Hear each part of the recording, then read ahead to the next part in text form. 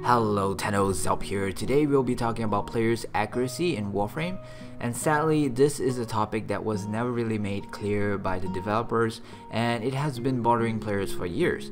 So let's try to clear as much as we could in a two-part video.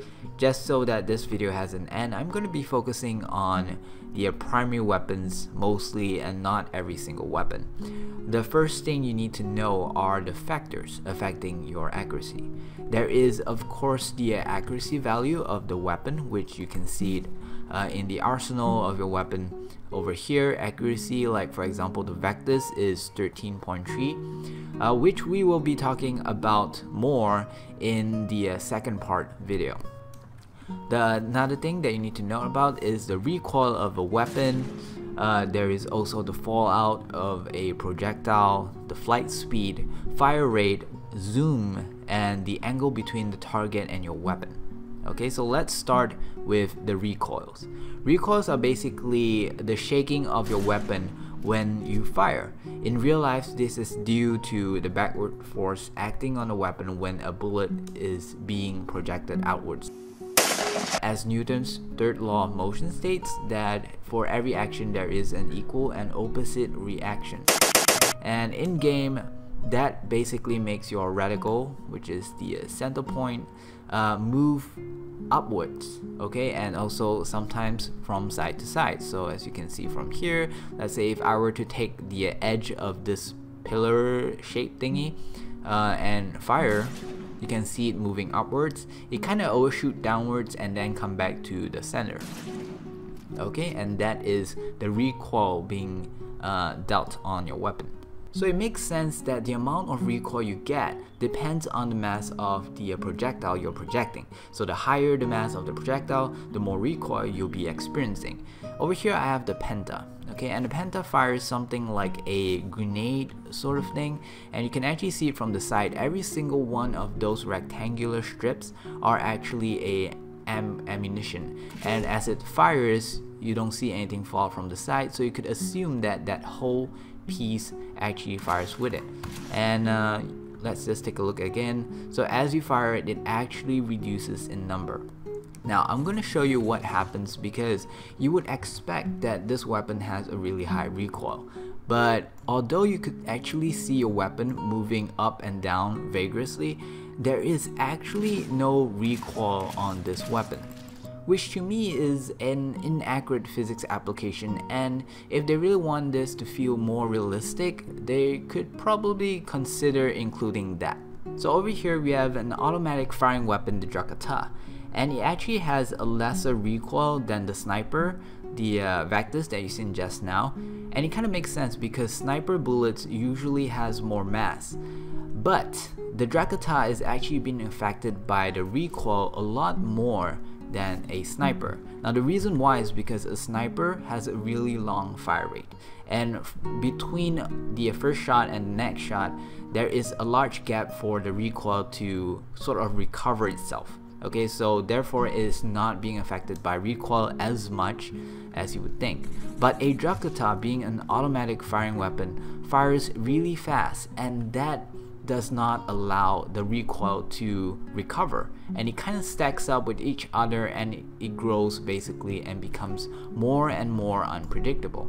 So let's say again, let's take this baseline as the center, and we're gonna start firing now. As you can see, it goes way off the baseline, and there you go, and it comes back. There is actually a way to remove the recoil completely for most primary weapons, which is using two mods, the Val Precision and also Stabilizer. Each reduces 60% of the recoil, and that is going to remove more than 100% recoil. So now let's take a look at how it would look like with the Recoil without any recoil at all. And there you go, the reticle does not move upwards anymore, and it's more stable basically. So over here we have a shotgun, and of course shotguns are being affected by recoil, especially if you have a really high fire rate on it, but not just in the way that you might think. Okay, so let me just show you how it's being affected in what we would probably guess. So here's the baseline again, and I'm gonna fire really fast. Okay, and that's gonna happen. Okay, and that is the recoil pushing it away from the center. Now I'm going to show you what happens if I do not have any fire rate, and I'm going to shoot one attack, one shot. And the thing is, you realize that the pellets itself is being affected by recoil. Okay, so let's go closer and let's aim at this line here. Okay, and there. You realize that majority of the attacks, majority of the pellets hitting is above this line. So let me do that again. Okay, now in case you're wondering, it might be the angle. Let's aim something around here. And you can see again, majority of the pellets hit above that line, and that is most likely due to the recoil as well. So I guess the first pellet will hit very close to where you're aiming, and every subsequent pellet is actually being affected by recoil and hit higher than where you were aiming. Now this means that if you want to get a headshot with a shotgun, it's probably a good idea not to aim directly at the head, but somewhere between, I don't know, the neck or the chest area, depending on the spread, recoil, and accuracy of your weapon. Next, let's talk about projectile fallouts. Now I'm not sure if fallout is the technical term. In Wiki, they call it the arcing of the projectile, so correct me if I'm wrong. Some projectile weapons, if not all, do experience fallout, and some more obvious than others. The obvious ones that experience this fallout are weapons like the penta, the turret, bows, and pretty much all throwing primaries and secondary weapons. Fallouts are shots that behaves like an arc and curve downwards as it travels. So let me show you what I mean with the turret. Okay, over here I'm going to do the same thing. I'm going to aim at this line and I'm going to fire, and you're going to see where it hits. So you realize that it goes way below. Instead of hitting this line, it goes far down, and that is the fallout of this weapon. In real life, that curve is caused by mostly gravity and wind resistance, depending on the momentum of the projectile fired. The higher the momentum of the projectile, the more resistance it has for the gravitational force to cause it to curve. For the formula of momentum is mv, which is mass times velocity. By increasing the velocity, you can reduce the fallout. This is where the mod terminal velocity kinda helps in accuracy. And for lower fallout weapons like bows, this mod will allow projectiles to hit the enemy sooner, which helps in hitting moving enemies for obvious reasons. So let me show you the accuracy now with a terminal velocity on the turret. Okay, so I'm gonna go to my spot again. Okay, aiming at the same point, fire. There you go, a lot closer to your reticle. To be honest, weapons with really high fallout like the Tongkor, you are better off saving the mod slot for damage and get used to the fallout instead, in my opinion. Missions with low gravitational force should also reduce the fallout, but that doesn't seem to be the case in Warframe, which is another inaccurate physics application that they could improve on, making things feel more realistic. Next, we'll be talking about zooming or aiming with the right click. For most cases, zooming does increase the accuracy of the weapon, and I don't mean simply because you have a closer view of the enemy, but instead, I mean the difference between the shot and how it deviates from the reticle. In other words, shorter deviation. It's okay if you don't understand me now, and I will explain more in the future, part 2 video, but what zooming actually does is that it increases the accuracy value here, okay? Now, the thing you need to understand about zooming is that they are not consistent. Between different types of weapons, for example the sniper, with zoom you can get almost pinpoint initial accuracy, but super bad accuracy without zoom. So let me show you what I mean. So I'm going to aim at this edge. There you go, pinpoint. Now I'm going to remove the zooming and I'm going to shoot. Do you see it? it went all the way up here. For an automatic firing weapon, I'm gonna use the Bratton Prime with Val Precision and Stabilizer to remove the recoil so that that recoil does not get in the way of our results. I'm also gonna use some tech speed mods so that I could reach that maximum inaccuracy the weapon could do in both states of zooming and not zooming. Okay, so let's get down to my spot. Yes, I do have a spot right over here. Okay, so we're gonna start without zooming. Okay, aiming at that line. Alright, like that. Now I'm gonna try just next to it by zooming. Now do you see the difference? From my testing, mods like Eagle Eye doesn't help, so you can assume that it's not based on the amount of zoom it does. Also, because some pistols don't show significant difference, it would seem to me that aiming or zooming gives weapon unique accuracy rates, which I am still not sure how it is defined yet.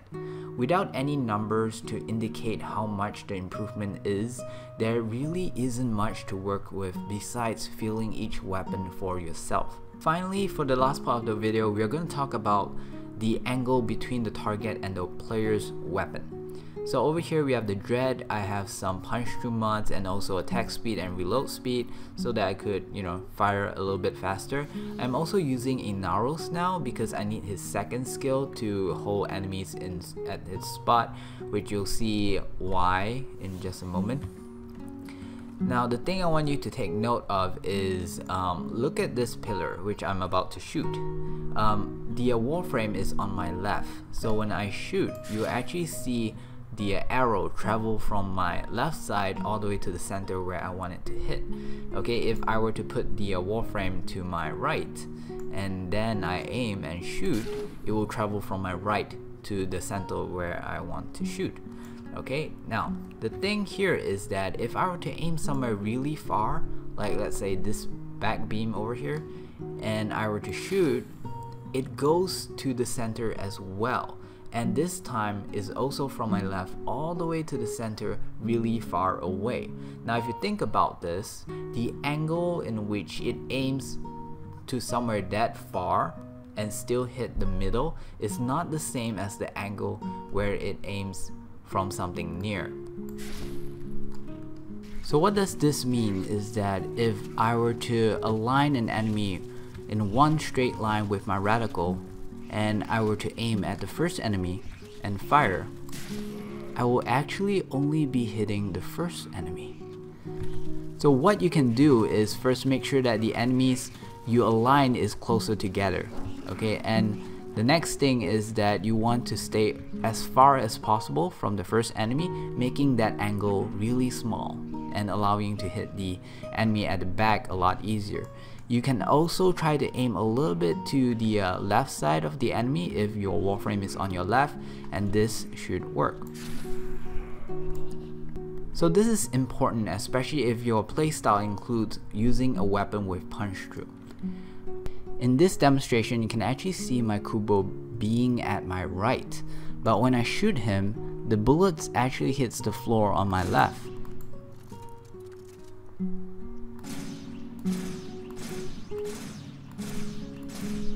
So I actually concluded that if the object or enemy is really close to you, most likely your weapon will neglect it and assume that it's hitting something really far. It's not even going to retarget the thing after it, like for example what's after the Kubro is actually the floor. Instead it's going to aim towards infinity, and if the object is really close to you but not close enough such that it neglects it, it will start shooting with a really high angle and you'll see your arrows or bullets flying far to the right. Okay, so that's all for this part of the video. Trying to keep things short while sharing as much as I could really makes this video one of the more time-consuming ones that I've made. Took me about 3 days. If you feel like you learned something here, please share and like to show your appreciation of my time, and definitely subscribe if you haven't so that you do not miss my future videos. See you in the next video. Have a pleasant day, Tennos. Bye bye.